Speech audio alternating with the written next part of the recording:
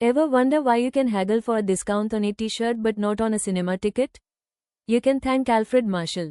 He's the man who turned the messy world of shopping into a science. He's basically the guy who invented the X that marks the spot for every price on earth. Alfred was a kind, quiet professor with a mustache so big it probably had its own zip code. He was the ultimate perfectionist. He spent 20 years writing one book. It's called Principles of Economics, published in 1890.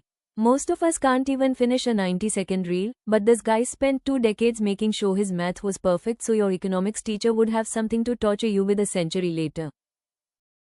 Before him, people argued, does a price depend on the cost of making it, or how much people want it? Marshall laughed and said, that's like asking which blade of a pair of scissors does the cutting. One blade is supply, the shopkeeper, and the other is demand, you.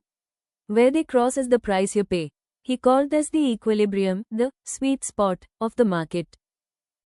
Think of it like biryani. If a shop makes 100 plates but 500 people show up hungry, the price goes up. That's demand winning. But if 10 new biryani shops open on the same street, the price drops.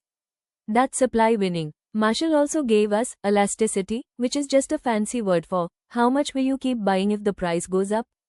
If the price of salt doubles, you still buy it. That's inelastic. If the price of your favorite chocolate doubles, you switch to the cheap brand.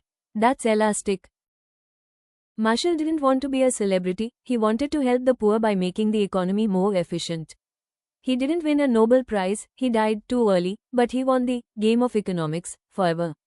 So, are you a supply person or a demand person? Let me know in the comments.